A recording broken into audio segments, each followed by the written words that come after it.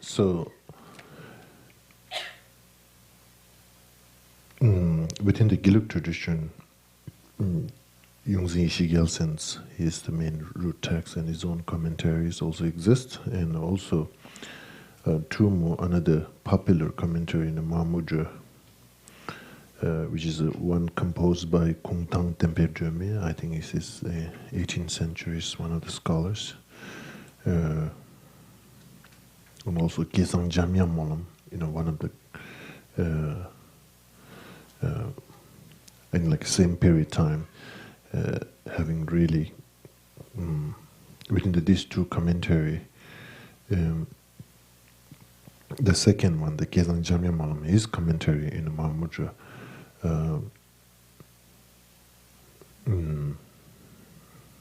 have my personal feeling, have a much more wider explanation from, even including from the Kagyu tradition, way to strengthening that temper. The Tibetan word temper and shishin. Shishin is mental introspection, and temper is, I'm not sure, the mindfulness or whatever we're going to translate. I'm not sure either. The direct translation can be like a memory, but it is not exactly like that. And mindfulness, whatever translation we're translating, but anyway, particularly in that training in the temper, it will have a much more further explanation than the Kundang Tempe Döme. And of course, obviously, both of those scholars have really learned and trained well into a tradition. But of course, I don't think so. There's such a translations of those commentary exist. So that's unfortunate.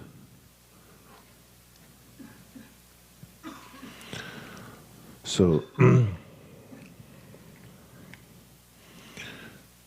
I have one bad habit that I'm not able to go word by word. So I'm trying to discipline myself a little bit.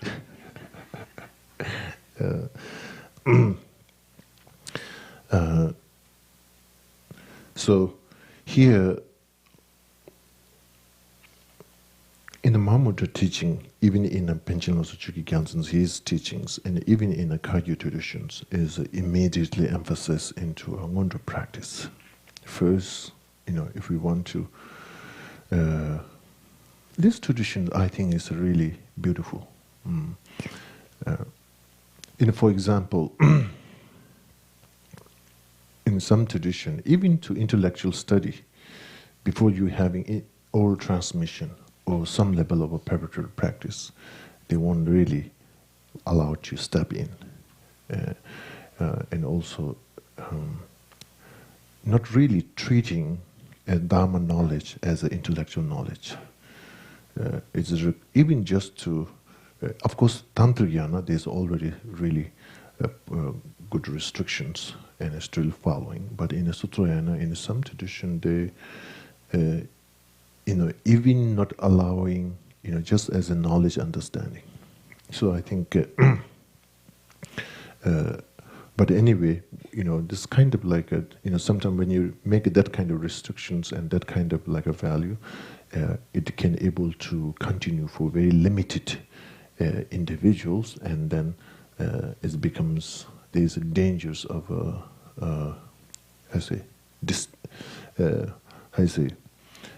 cutting the lineage.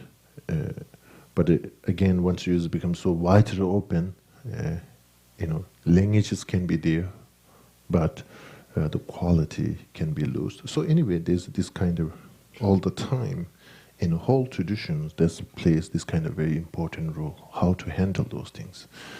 One time I went in a conference, in Tantric conference, and there's a whole four tradition. And I think in the Sakya tradition, and still when they give a high yoga tantric empowerment, they still keeps like only 25 disciples. And the speaker from the Sakya tradition, he said, this is the why we are doing, this is the Buddha's root tantric quote, this is the foundation, what you rest of the tradition going to do. Are you following? If we don't follow, let's drop everybody, don't follow, just sticking with the 25 people. So it's like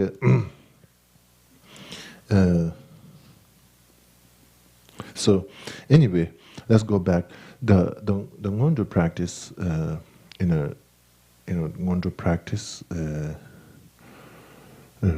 Also, Lama Tsongkhapa mentioned in the Lamrim, once you're trying to meditate, once you're trying to, when things doesn't move forward, don't drop everything.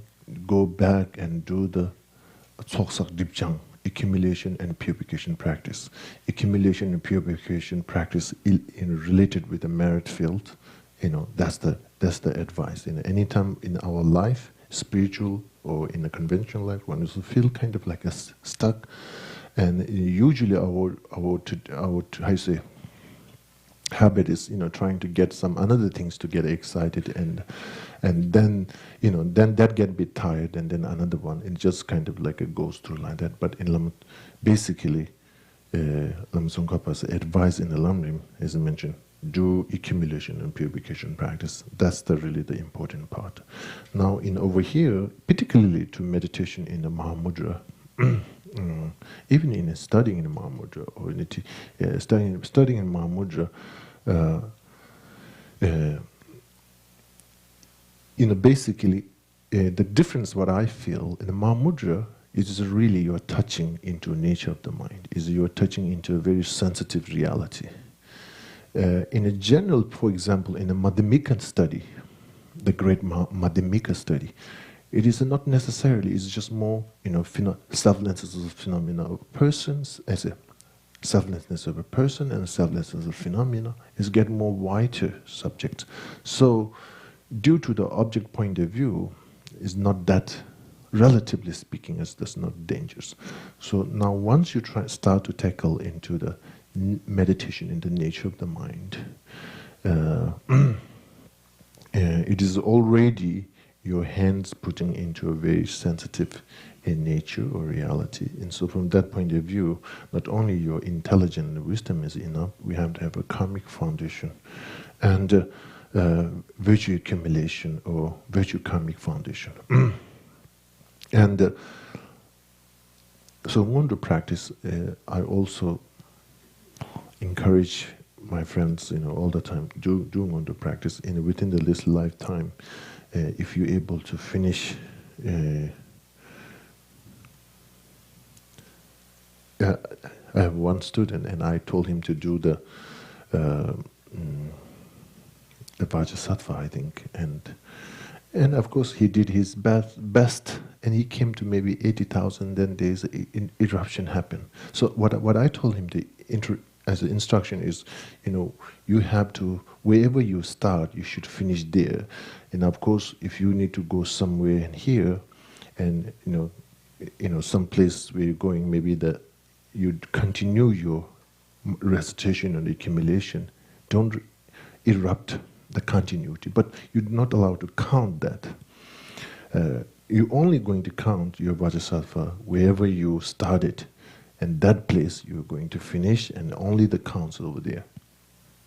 So anyway, he did his best. It came to like 80,000 or something, close to finish. But then at the last, in any situation in life, the last part is all the times a difficulty.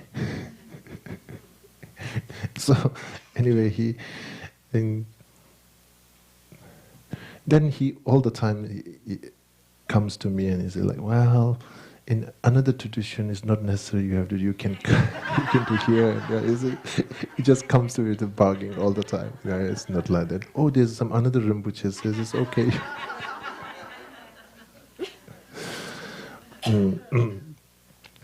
So again, there's a lot of this kind of instruction. My teacher, he gave to me that you have to finish where you started, and if you travel someplace, you just continue, but you're not going to count.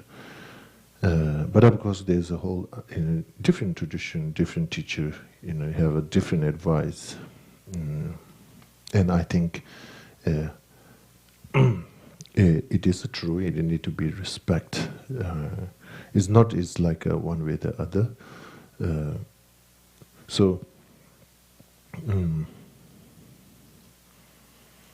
So So anyway, finally, in around the 80,000, it got really difficult around that time. He was all the time trying to bargain with me and anytime.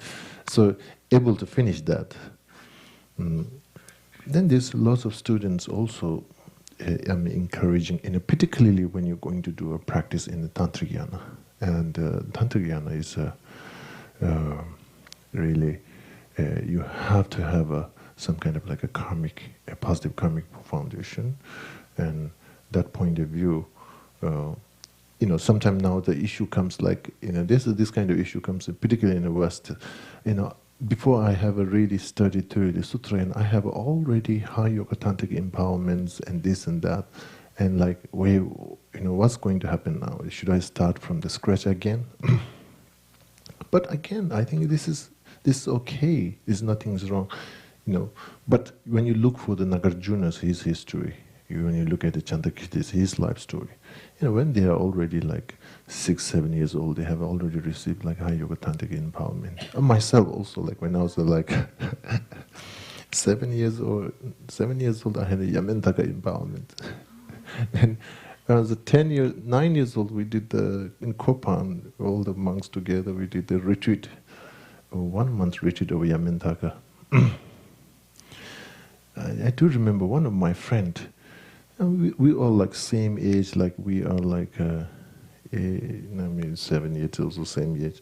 And after second Senshu Rinpoche, he came and gave a month-long teaching. I do remember it is definitely the Yamentaka empowerment. But there's another empowerment, like there's 100 all those Rinjung Gyaltsas and that kind of things. He gave, but the rest I don't remember anything. My friend, he been very serious about his commitment. And kind of noticed that, still I remember he been, evening from 9 to 10, we have a reciting time. And I remember he's doing the extensive sadhana of Yamentaka. We all memorized, because during the retreat time, we have to do every 4-time session. So we have the sadhana in our heart. And once the retreat finish, now it's up to your own way to handle. When you retreat, is a group effort. So, by the power of the group, you just follow. When the end of the retreat is you're by yourself, you have to take a responsibility. So I'm struggling. So I saw my friend, he's very sincere in doing his commitment. So anyway, Mudra practice. And then also sometimes there's a different, usually I advise my friends to do refuge first. Sometimes this is doing the bodhisattvas first, and basically the feeling when you have the refuge, sometimes there's like do purification first, then do the refuge practice, which can be a part of the accumulation. So it makes sense from that point of view. But once you're able to do a purification practice based on a refuge, it becomes further more powerful. And that's,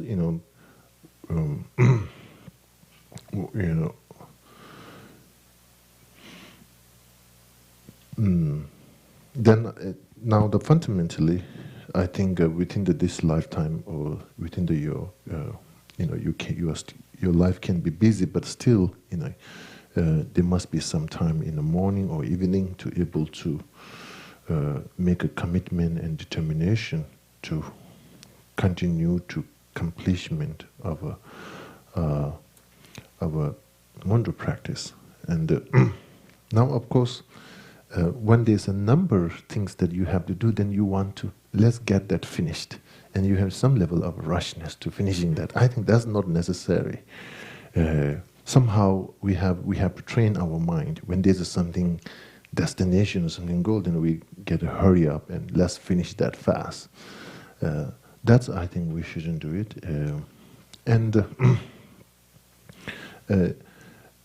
And really the question comes, how we define a 2 mala, 3 mala, that kind of question arises. I think it's not necessarily whatever session, take any time when you start at the beginning, you have this kind of like enthusiasm and inspiration. So that's the your opportunity to how much your session should be, take it, I think. Okay? Then of course within that, when you're so inspired, there's all the time advice, be mindfulness, doing too much. Being mindfulness, we're doing too much. So with all those awareness, and then I think you will get some kind of like a balance. If you're being mindfulness with that kind of full of inspiration and taking that kind of, applying that mindfulness, not overdoing, I think between there you can get your balance. What means the quality of your session. And that's taking as an example. And then applying into a rest of your time. That is a general idea. Of course, life is complicated. There's a whole here and there, these kind of things. But I think the end of the day,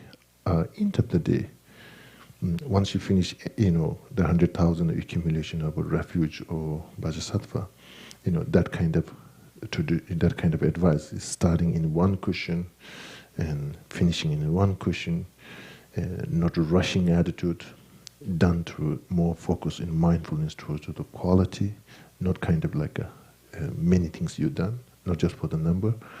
And I think the end of the day, once you finish that, there's a lot of joy.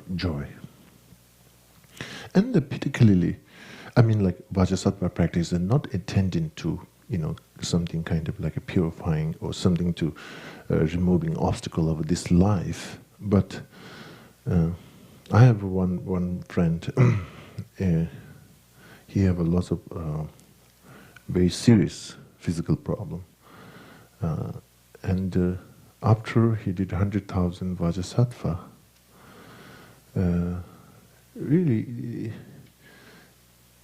whatever diagnosis the doctor made it first, and then later his practice and purification practice, they're kind of like curious. The early diagnosis, but they made it later in that, they come out, they have no answer for how to, now it's not necessarily Vajrasattva 100,000 guarantees all your disease can be pure, I say, overtaking. But anyway, it's due to your own faith and due to your own karmic foundation. I think this is a very powerful practice because it's all the disease and the problems are karmic. There's a negative karmic results, obviously. So such a powerful practice is intended for that. Is very very important. Now, basically, if you have something that physical problems or illness, and that is the signal or alarm for you to go more further to practice. Not just feeling and just being like a venerable children. She says, she's kind of saying, pretty party. Don't just be, I'm so bad and pretty party. Just go in and it's like Kiengi Gyave Kumain. There's one Lojong training mentioned. All the negative conditions are motivating for yourself to engaging in the virtue, wholesome action. So that's I think really the point here. So again, wonder practice is very important. And then I think one thing is also important. Your spiritual practice is very holy and sacred and very powerful. So it's also important, I think, my personal feeling is not going out and, I did this, I did that, I've completed this, I complete that. I think this is not good. And, also it can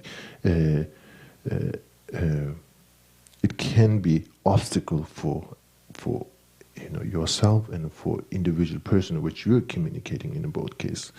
So something that very, you will share, of course, with your own spiritual friends and with your own teacher, and that's something that you trust, basically. your spiritual practice and your commitments and those kind of things is something person that you trust, you have a confidence, then I think it's very important to share and share each other. Otherwise, usually, I think keep for yourself and respect. Otherwise, it becomes very cheap, you know. Anyway, the attitudes should be very respectful, very valuable for your own personal practice. So, want to practice once you're engaging into such as those things. Not only that attitudes you're just doing, but more important part is you're valuing that. That flavor, that foundation need to be there. I think it's very important. Again, sometimes what's happened is my teacher told me so, and I'm doing that. It still is good, but again, I think just keeping on that level is not good.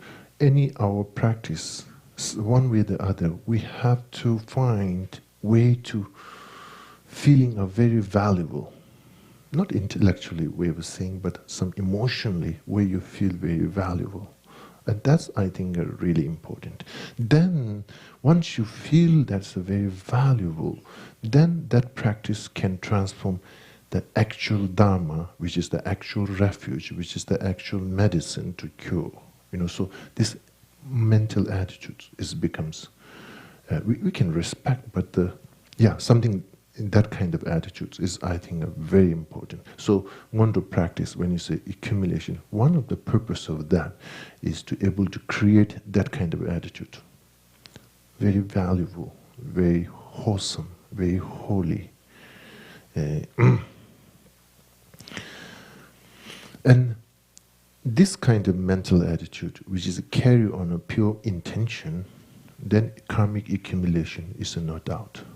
Positive karmic accumulation.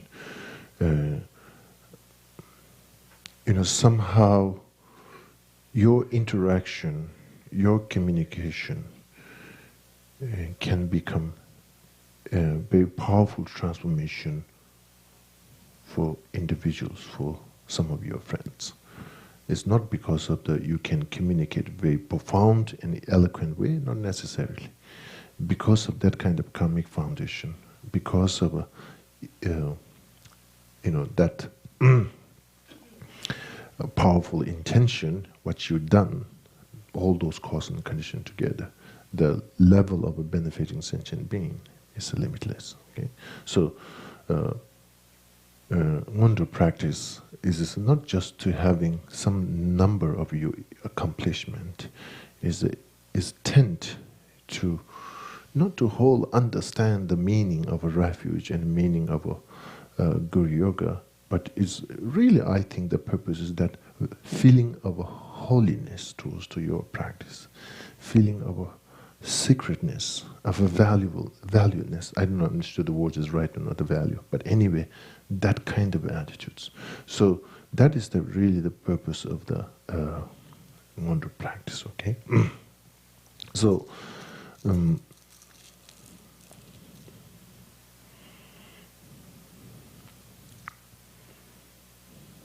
Okay.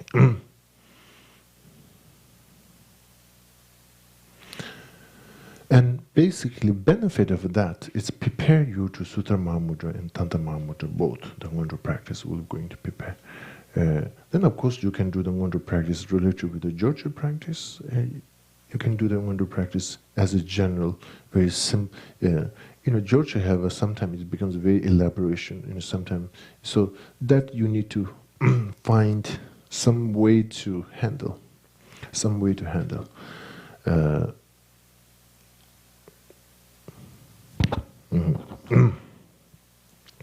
Okay, so now first I will again undisciplined. I run away here and there. Let me go back to the root text.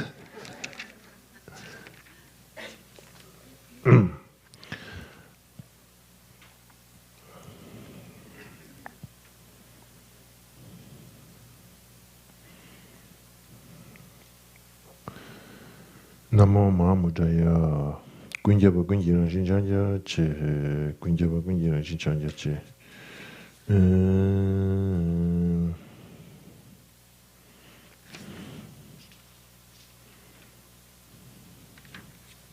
So this first verse of the Pendulum Chugi Gyaltsen's Mahamudra,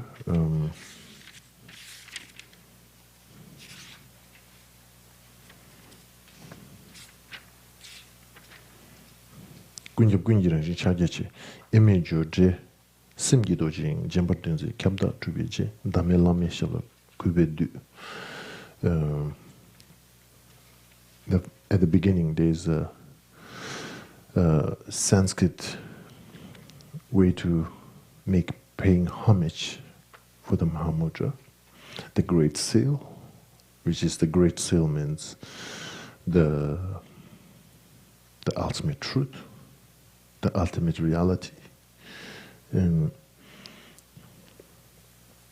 Namo means the prostration, Maha the Great, Mudra the Seal. Okay, now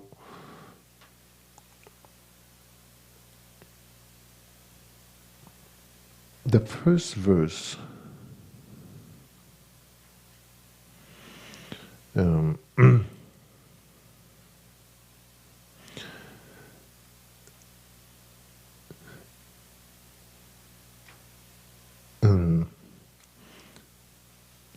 this Mahamudra is not only occupied by enlightened being, is not only occupied by bodhisattvas or the practitioners. It is a pervasive, animate and inanimate. It is pervasive for everything. It exists into everything. Okay, conventional or ultimate phenomena. This great seal, the Mahamudra, it exists into everything. It doesn't mean each have individual things. No, every of those things are same. They are, that's great seal, the great Mahamudra, which pervasive, exists into all phenomena as a one nature. It doesn't have its own. Each of them don't have its own characteristic. Everything is one characteristic, one nature. Okay. Because of that, this is great in one terms. It's pervasive for all the phenomena. From that point of view, it can be one of the great. And that nature, and again, this is one of the very, I think, is a very interesting way to present, and this can be also seen as a way to meditation. Now, for example, when we're trying to do a meditation in equanimity, there is a meditation in equanimity point of view of ultimate truth, meditation in equanimity from point of view of conventional truth, meditation in equanimity from yourself point of view, from meditation in equanimity from another point of view. There's a way of a different to look at it. And meditation in equanimity from the ultimate truth point of view, this is exactly what is talking. Basically, sentient beings' mind and enlightened beings' minds are just one nature, one taste, one ultimate nature. And of course, your mind and your guru, the enlightened beings, their mind is exactly one nature, one taste. And not only that, your and whole sentient beings, the ultimate nature of the mind as a one nature, one taste.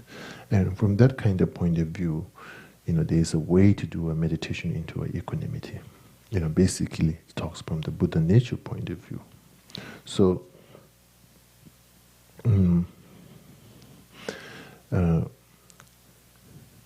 that ultimate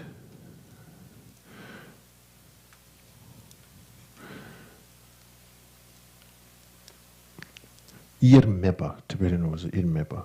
There's a sentient beings, ultimate nature of a mind, and enlightened beings, ultimate nature as a or one nature, one, one taste. And also the Great Seal, the Mahamudra, is also one of the qualities is beyond the expression, beyond the expression. And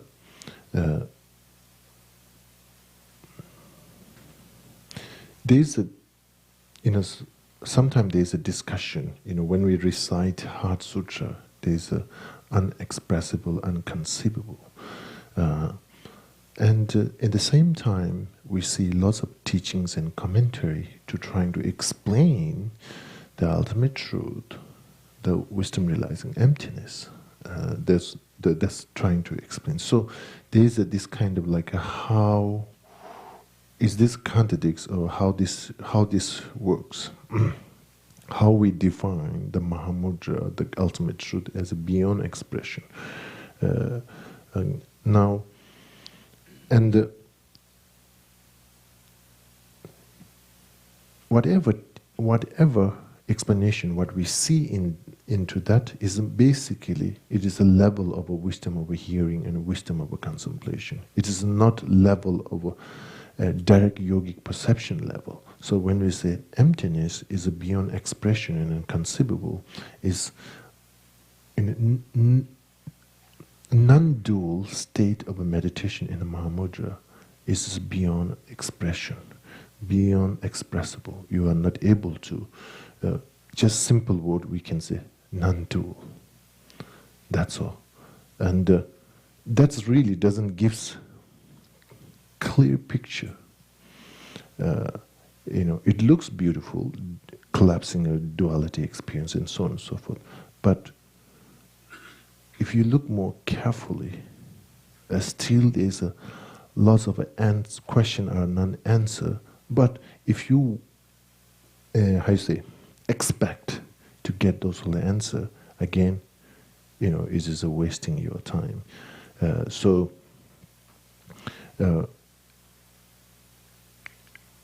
The great Mahamudra, again, this is, I think, is a very, challenging for our own conceptual mental state, this ordinary mind.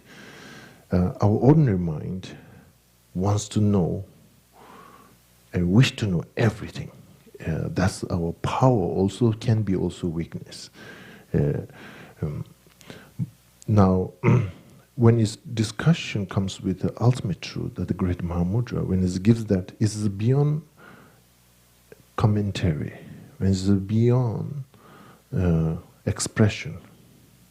And that need to be a little bit, I think we need to understand a little bit clearly. Some level of, clarification needed. Otherwise, emptiness is never able to be explained. A Mahamudra will never ever be going to be explained. Then, as it becomes too extreme, as direct yogi perceptions, way it experience non-dual experience of ultimate truth or Mahamudra, that's beyond the expression. So that needs to be cleared. So here in this homage, by the clearly explaining this kind of ultimately says towards to his guru, Gatindamyapa means there's no way to repair his guru's kindness. There's been really extremely great kindness to him to able to explain this Mahamudra teaching. Okay, so he's basically not taking any credit, giving everything towards to his own guru and his teachers, as a viewing as a like of Vajradhara. And also,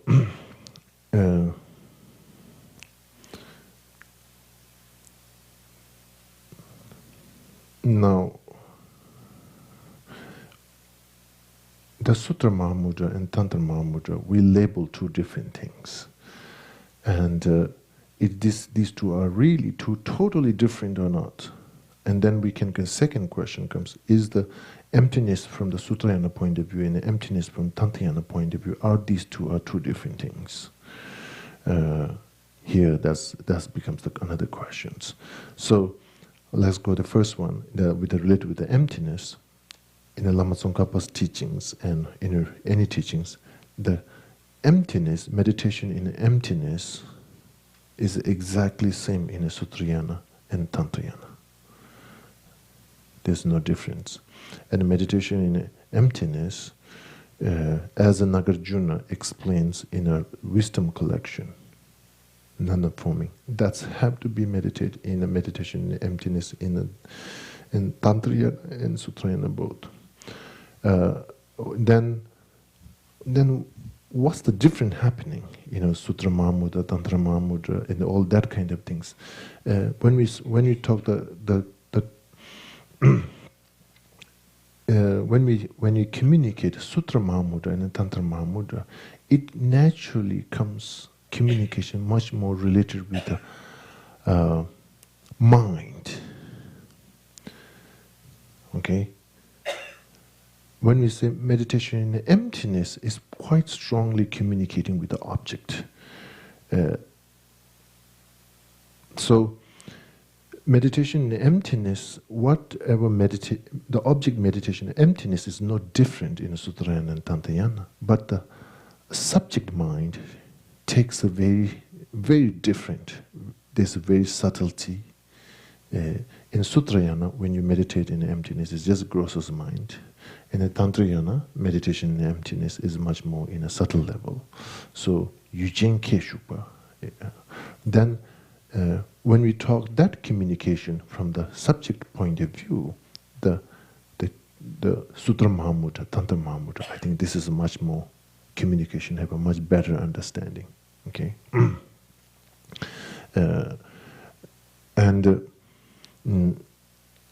As I mentioned earlier, Sutra Mahamudra, it need to be forced to collapsing the dual appearancing. And Tantra Mahamudra, you don't have to force to collapsing the dual appearancing.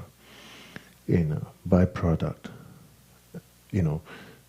by dissolving, by awakening the clear light mind, it is able to go through dissolving the subject-object duality experience. Now, when it's a dual, which is the subject, which is the object? Objects still have to be empty of inherent existence. That Nagarjuna's explanation in the ultimate truth. And non-dual, what that really means. In that meditation, it is anyway. Again, one way to look at it. Usually, wisdom meditation in a method meditation, wisdom meditation becomes a much more object meditation. Method meditation, like for example, like a meditation in a compassion, meditation in renunciation, these are more a method meditation or subject meditation. Yul Gompa and Yulchin Gompa. There's a lot of discussion related with that in the Maitreya's jewel ornament, Abhisama Alamkara, in the 4th chapter. There's lots of discussion. What's the meditation about?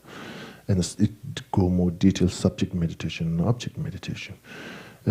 So here, in the method meditation, like a compassion and renunciation, it is a much more subject meditation, and somehow.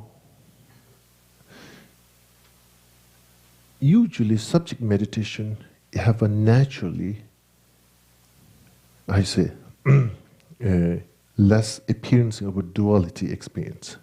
Okay, subject meditation, generally speaking. Now, when it comes to the method meditation, which is also subject meditation, like a compassion, then these things have a naturally some level of a dual appearancing. It's interesting when the subject meditation was added with the wisdom, duality appearances naturally dissolves. Subject meditation added with the method meditation, this is interesting to look at it.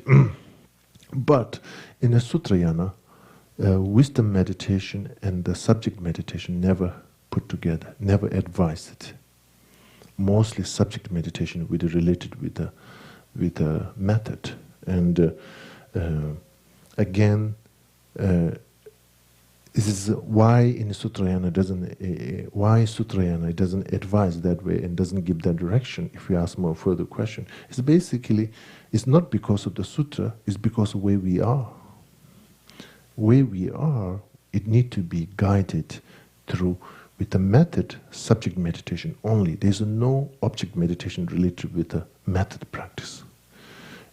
If you're trying to do, like for example, compassion meditation related with the object, it just in a compassion, because there's no way to be an intellectual. Okay,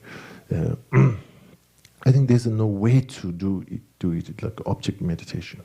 It need to be individual, need to be kind of transformed, and your awareness, your experience need to be transformed into such a mental states. Now, in a Tantrayana, in a Tantra Mahamudra, is similarly method advice related with the wisdom, transforming your mind. For example, such a clear light, the byproduct once is kind of manifest, when it is awakening. By naturally, it's not effort. Do all the appearances which kind of dissolves, inherent appearances dissolved. So that's kind of.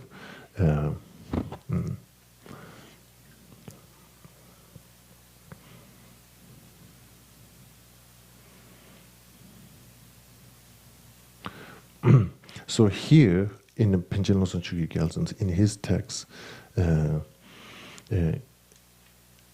the essence of a Sutrayana and a Tantrayana, both, he don't want to separate too strong those two, Sutrayana and Tantrayana. He wants to kind of collaborate or integrate it together and give the presentation of the Ganden Kagyu Mahamudra teaching. Okay, and this is, I think, one of the unique, when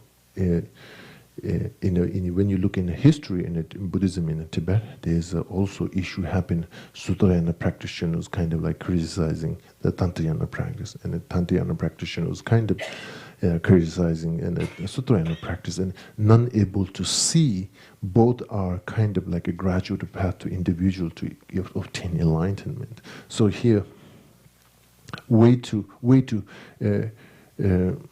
it is a way to see that connection from the Mahamudra point of view.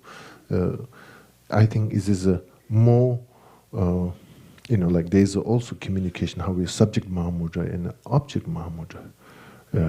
Maybe this becomes much more with the object Mahamudra, can be connected with the Sutrayana and Tantrayana both. And the subject Mahamudra, even in a Sutrayana, maybe they call Yuchin Tundam, subject ultimate truth, can be not different than the subject Mahamudra. So there's kind of like, and of course, when you're trying to study and trying to understand the subject ultimate truth, becomes almost doesn't make sense for our ordinary mind. Why this is a big deal? For me, it feels that way. I'm not sure. Maybe some of you. When I was studying the Lama Tsongkhapa as a subject ultimate truth, object ultimate truth makes sense. Nothing inherently existence, things are relatively existence. It makes sense. But with the subject ultimate truth, it almost becomes for me. I can answer and I can go through this. Becomes like a borrowed knowledge. Like a fixed answer. For me, it's fixed like a ready-made answer. It doesn't make sense. So I think it is beyond the expression, beyond the conceiving, as I say, able to understand by our own ordinary mind when it's come to that. So, in the same way, okay. So,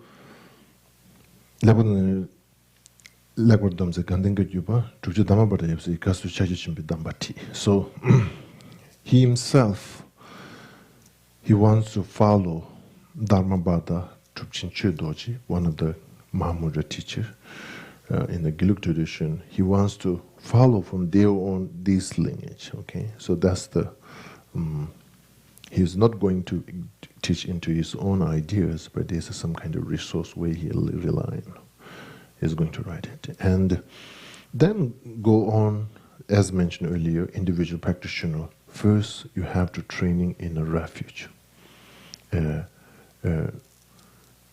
Without refuge training, if we meditate in emptiness,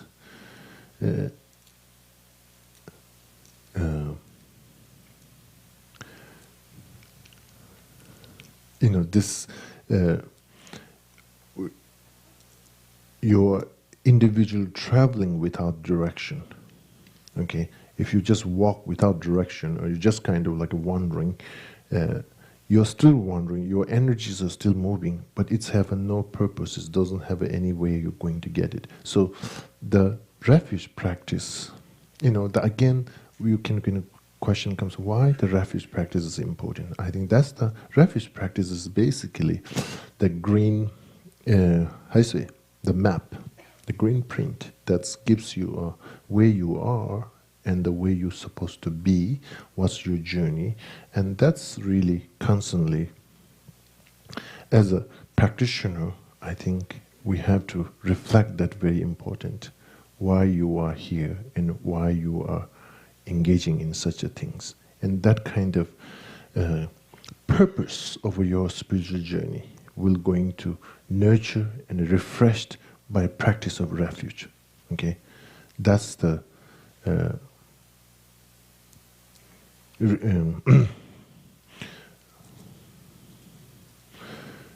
days of this kind of dangers is becoming like a tradition. When it becomes tradition, then it becomes already like a protocol, and because of that, even sometimes there's how we can recite refuge. We can't recite refuge.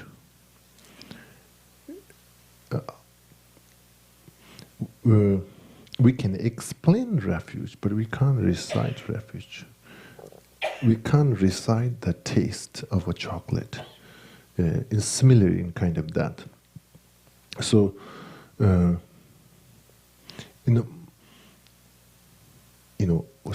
most of you here also in His Holiness mentioned many times, what you mean reciting refuge, or recite refuge. So very important, I think, not becoming tradition is important, particularly related with this kind of teaching, refuge practice. It is a practical, and it is it's not traditional refuge practices. So basically, sometimes we get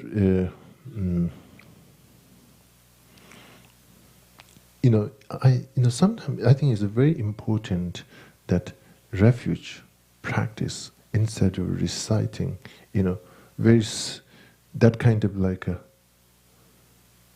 inner response for yourself, where you are and why you are here, and what's your purpose. Inner responding, simple question you can look at for yourself, and that kind of, if that, and of course, and now depends into that inner answer or respond. If kind of like a fixed things, or it is comes through your own spontaneous, or that kind of answer. Also, that depends on how deep your refuge practice is. So, then of course, further question comes: how we can deepening our refuge practice. Now, for that, we have to, as an individual person,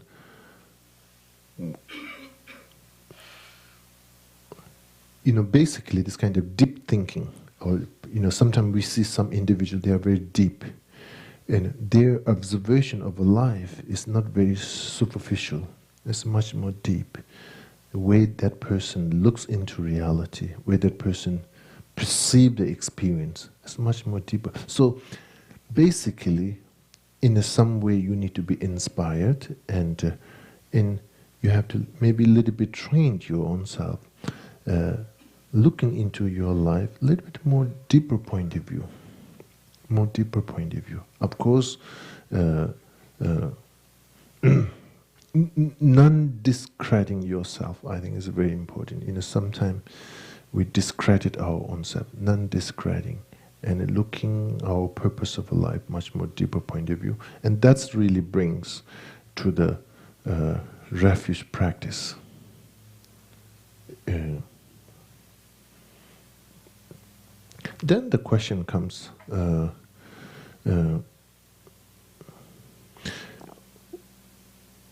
Is a refuge practice as a nature of inspiration, or it is a decision, or is a conclusion, or what that kind of practice is? A refuge practice. In a refuge practice, individual, when they go through practice of refuge, or at the beginning, at the middle, at the end, all the time, fully inspiration. It is not decision. It's just inspiration. I think decision becomes kind of like a commitment or something that you're forcing yourself. And inspiration is this joy. And refuge practice is some kind of, the journey is not easy, but somehow you're inspired. You're knowing the challenge, but you're willing to engage. Is basically taking responsibility by yourself. That's I think one of the main thing. Then it comes to what when you look into the Lamrim, the follow of a refuge practice is a karmic cause and effect. Basically, mindfulness of a body, speech, and mind. Mindfulness of a body, speech, and mind is the follow of that inspiration. And so anyway, here the refuge. And based on this kind of inspiration, then in the Lamrim it gives you a whole elaboration of visualizations and the quality of enlightened beings. Now visualization is okay. Now it's when it comes to the quality, then in the quality of the body, speech, and mind, into that, sometimes you may face, maybe it's just kind of written by some individual who have a really strong faith. What's kind of like a behind there, any kind of logic, reasons, and some level of a sense it can make it. So here, once you face into that level, you have to come down to some level of understanding, philosophical view. And you can hear often from His Holiness, true understanding of a true truth. This becomes really important. Because of a true truth, there is a true path. Because of a true path, there is a true result. So that kind of relative existence can make your refuge practice much more sense for yourself, rather than just you accepting and making decision to doing that on a daily basis. Meditation in a now what's become important part is this four great seal. Duje tamje mitaba, saje tamje dungawa, che tamje tongshin dangmeba, nyangele deba shiva. Duje tamje mitaba. All the compounded phenomena are nature of impermanent. All the contaminated phenomena were nature of suffering. All phenomena are empty. Then the nirvana is the peace. So I think individual, our wisdom need to take those journey into those four great seal. In meditation in an impermanent, meditation and viewing a contaminated phenomena with nature of suffering. Basically, it gives you our existence is seen as influenced by karma and afflictions. No matter how much it looks beautiful in the surface level, basically non-distracting by appearance. The second seal, all the contaminated phenomena of nature of suffering, basically that means look beyond the experiencing level and don't stuck with the experiencing level. Look into the nature, okay, deeper nature. So that's, and that will naturally push you to, the question comes, if as a nature, ultimate nature as the suffering, then there's no hope. So this opens questions. All phenomena of nature were empty. So that gives you a hint to overcoming from that ignorance, which is the root of a karma and affliction, with the second sealed. Okay. So again, basically what I'm talking over here is cultivating that inspiration, and don't worry so much about the visualizations. Looking for the quality of the enlightened being is, you have to first go through those wisdom trainings and looking, then step by step, I think, not necessarily you will cultivate, as I mentioned earlier, valid cognition or some kind of strong, clear-cut understanding of an enlightened quality, but I think you will able to gain sense of, it may becomes your feeling that it makes sense. Yeah. And that, I say, that kind of realization will play important role. Okay, important role. So Gyamdo, practice of refuge. And of course, I don't need to talk too further. There's when we say faith, in this case, although in the Lamrim there's 3 different types of a faith, but over here I think ultimately you have to have that kind of like an inspiration. Most that will related with Tangwe Tepa, also Ngunduki Tepa. The faith with it's related with the wish to obtain it. Basically,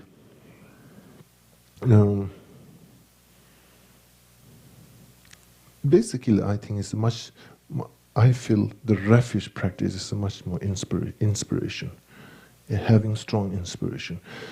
For example, if journeys are very complicated and difficult, then only thing can help you and able to strengthen you is the inspiration, as we know in a conventional.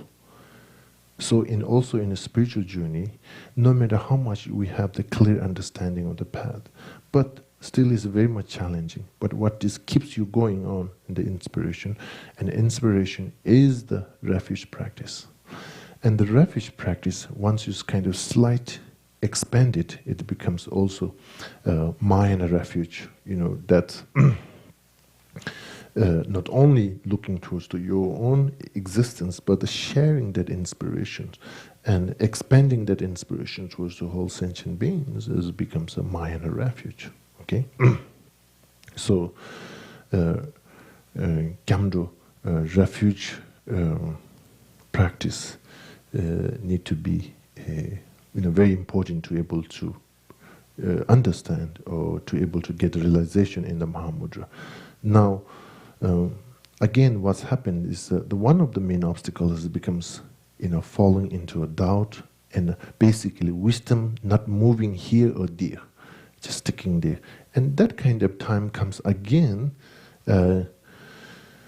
Don't take a refuge into the wisdom, and don't take refuge for the wisdom of hearing, or wisdom of contemplation, or wisdom meditation. I think when you feel in the stuck, again, you have to come out with another way to approach for purification and accumulation. Basically. And then the question comes, once you start to questioning or the purification and accumulation practice itself, then what's happening? Basically in that kind of circumstance, even when it comes the medicine itself, once you're trying to come to the questioning itself, I think in that kind of circumstances happening, I think it's good to take a break. For example, in a Shine meditation, it gives you that kind of advice. Mental sinking, then you meditate in the refuge. Still you're not able to handle, then do another inspiration meditation. like compassions and so on and so forth. Even that doesn't help, and it's like release your session. Just take a break. And sometimes taking a break, kind of settle down or purifies some of your karmic clock, karmic stuckness. Then I think it is come back and is much more becomes with a fresh mind. In the same way, sometimes when we have a communication, sometimes there's this deep listening very carefully. That's enough, because there's no way that person is going to listen whatever you want to suggest. So it is very good that that purification process to happen.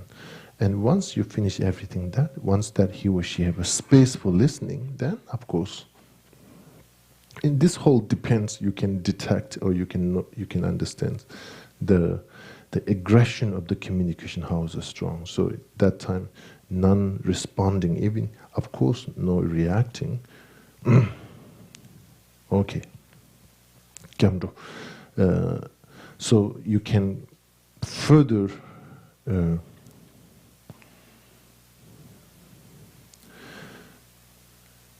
in South India, there's in Sarah, there's one maybe he's right now, maybe he's like 92 years old. And the morning he will get up like at 3:30, and he have his own all commitments. He will finish when he's finished his commitment. Then the rest of his day is just the recitation of the refuge. Just do only the refuge whole day. And the one interesting thing is, early time, I think his eye or no, his ear. He couldn't hear very well. He had some kind of that. And one day, without any kind of explanation, it cleared out. Very clear. He somehow able to hear, and then he of course become too noisy. He's a habit. Is a happy to, clearing up that, but at the same time, that's extra noise. So anyway, this person, amazing, and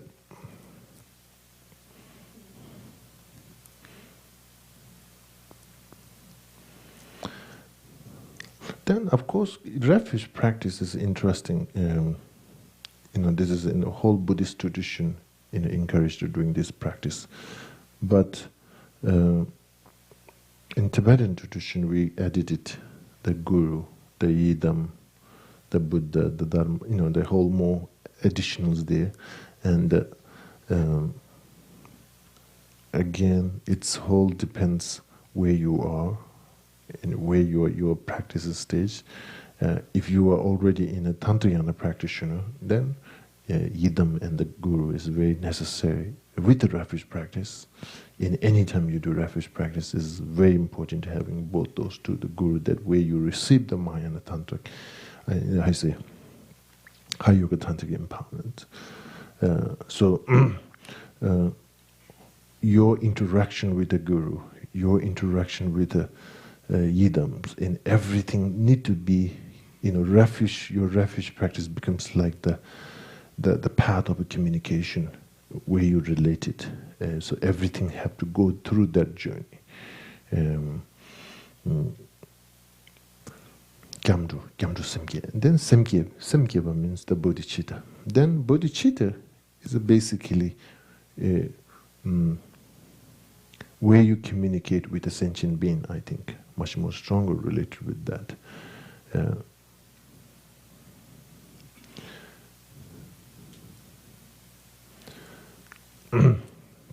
And of course, the one important part, meditation with the bodhicitta.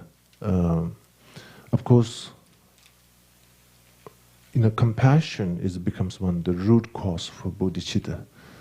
And you can ask the question: do you spend, when you meditate, you do like compassion, then the separate meditation to the bodhicitta? um, to do a bodhicitta meditation, anytime, any circumstances, I think for sentient being, you have to have meditation in compassion. And one way to look at it, bodhicitta meditation is I think my feeling is there's no way if any session, I finish my meditation in compassion, now I'm doing in the meditation in the bodhicitta. I'm not sure that's possible. You can try.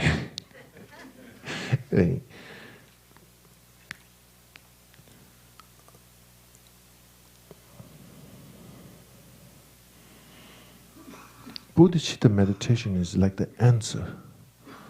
And compassion meditation is you're looking for that answer, or like a question, or looking for solution. So to do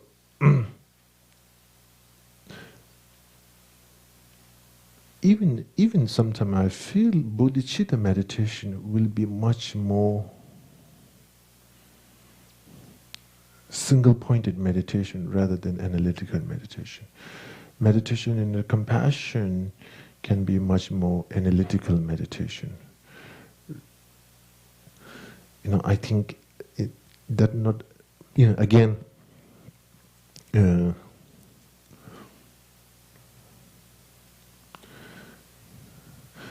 bodhicitta meditation is like the conclusion and kind of like a, yes, I need to do this, and kind of like a formed to take care the all-pervasive suffering. I have to do this. Kind of like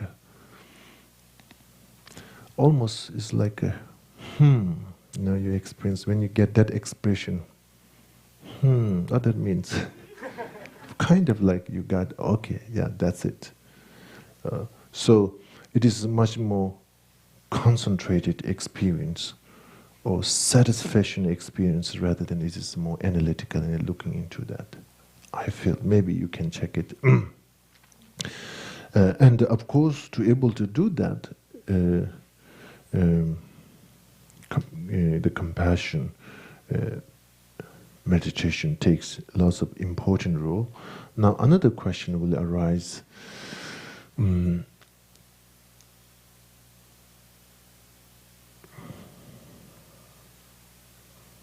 Okay, that's okay. Okay. Simge chuni, okay. Gyamdu simge. These two are very Gyamdu simge. As we talk as a refuge and bodhicitta accumulation. So sometimes there's my teacher also advised when you do he also advised like when you're trying to do mandala accumulation, you do also like Sangyujana Sukshana change when the Dolabinja Sangye do worship this refuge in bodhicitta, and then Sashipyuki Shujimidoro, that's Sashipyuki, that verse. Two together. For mandala accumulation, he advised that way, so you also able to complete 100,000 of a bodhicitta. Also it becomes sometimes it becomes weird how we can say 100,000 bodhicitta, 100,000 refuge.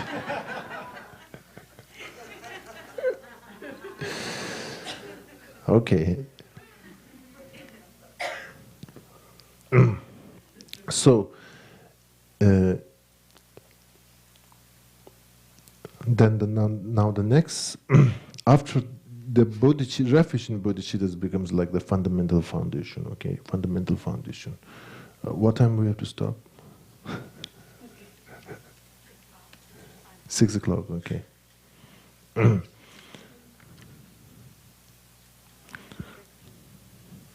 Okay.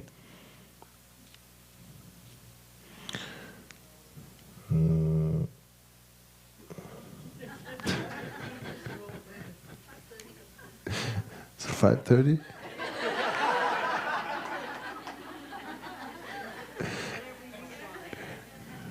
Let me see. Let me see. Was it 3 to 5:30? 3 to 5:30.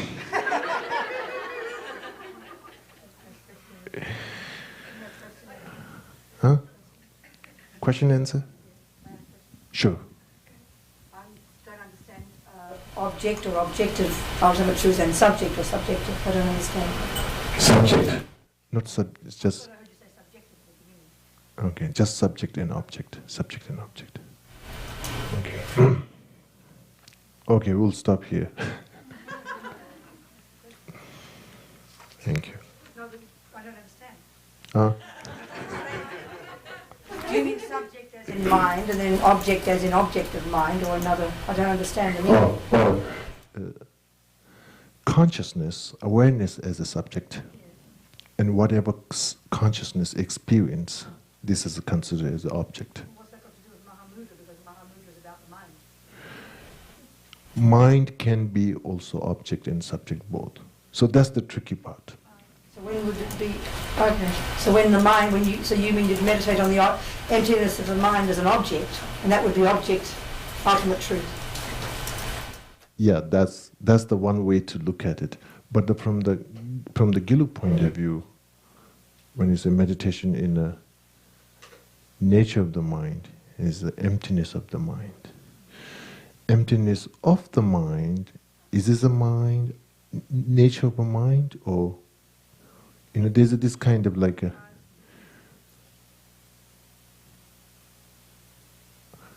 that's kind of like a complex. You're taking mind as an object and trying to peeling up like an onion, like a peeling something and trying to look at it, or mind, how is there a duality or not? That's the main question comes.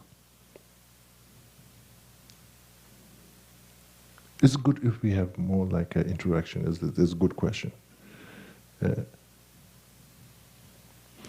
So when we say, for example, when the mind meditates into the mind itself, so the absence of inherent existence, it becomes an object. Object. Meditation in an object.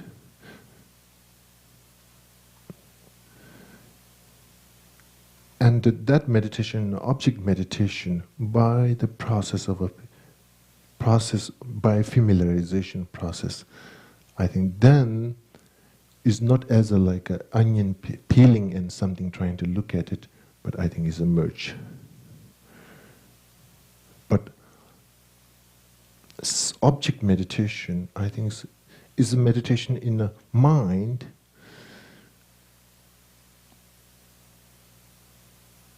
Yes, we can say it is a meditation in the mind because it's a meditation in the emptiness of the mind. Can you say that? But if it's always if it's your mind you're meditating on the emptiness of, isn't that always subject? It is, yeah. It is a subject. Emptiness of the mind, it doesn't become a subject. Emptiness of the mind, it doesn't become the subject. It just still becomes the object. The meditator is the mind, meditating into the emptiness of the mind, as becomes as the object. Then the question comes, how this becomes meditation into the Mahamudra meditation. Mahamudra meditation should be meditation in the nature of the mind. Now here, yes, it is a meditating into the nature of the mind. It is not meditating into the mind. Mind itself doesn't becoming into the object. I think the approach is in a Ganden Kagyu lineage tradition.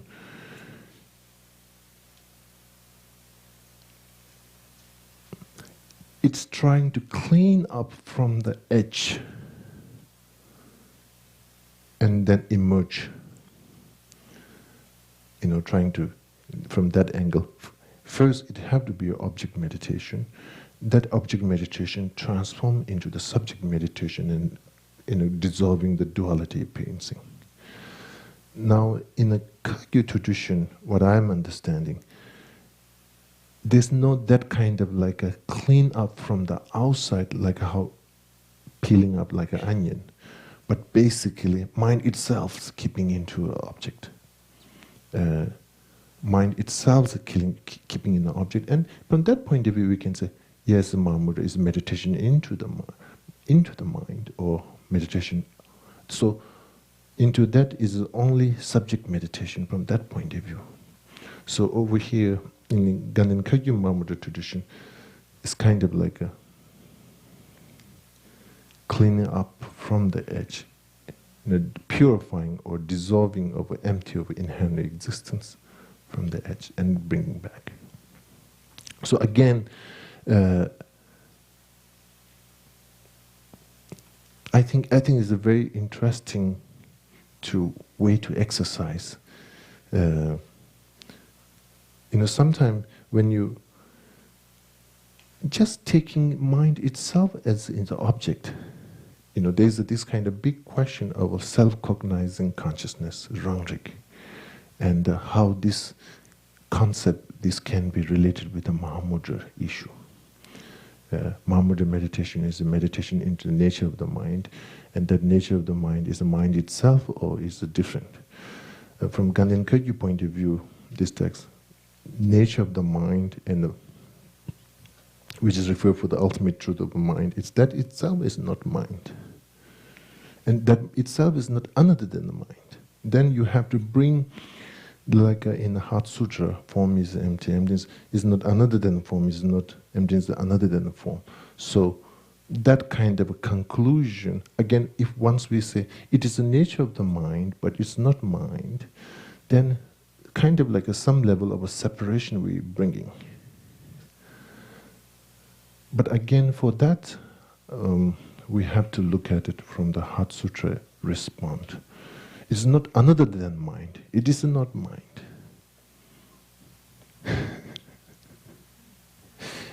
And anyway, whatever the whatever word description we go in, whatever. I think the point is,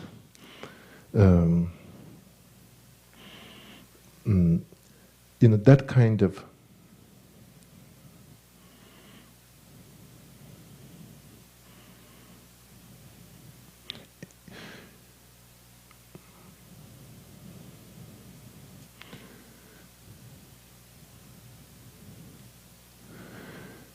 looking for the issue and ignoring the issue. Sometimes you can ignore the issue and you can, I say, pass through. Sometimes you're facing the issue and once or forever you clean up. That kind of two style. So I think meditation in the nature of a mind, sometimes just keeping the mind itself as an object and just none going more further than that and staying still there, and whatever challenge comes, not necessarily dealing, just by staying still. There's one method. And there's another way to come, less look at it and purify, then come to the nature of then coming to the non-dual experience. So I think it's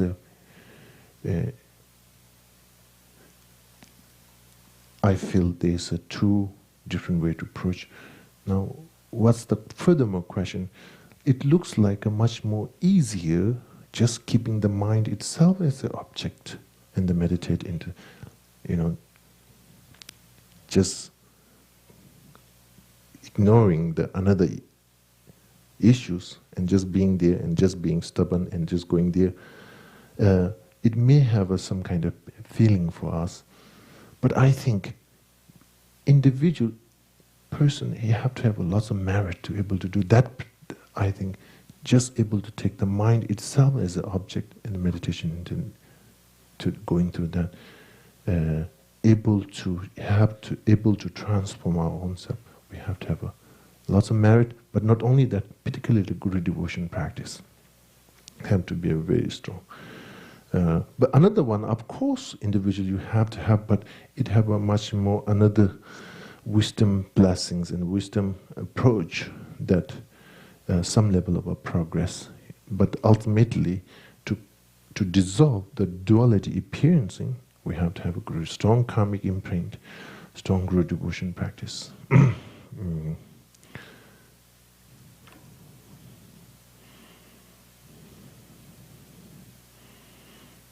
In another way to look at it, these two approach, just going directly, meditating into the mind, and to empty of inherent existence of the mind, is to we can ask what, like why this kind of two different approach.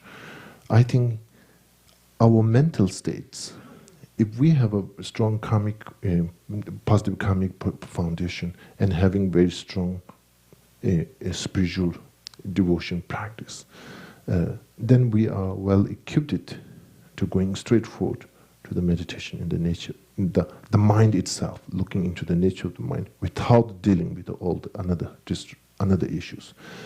Now, once our own mind is kind of like existing or function into such a awareness and analytical and very very wisdom flavor, I think that another approach, taking that energy and bringing to the meditation into a nature of the mind, basically empty of inherent existence of the mind, that process will become more suitable to bringing to really meditation in the nature of the mind. When we can say word meditation in the nature of the mind, but really the meditator and the way you're meditating is almost as a one thing. There's no subject object. So able to get there. Did I answer? Did my answer become too long?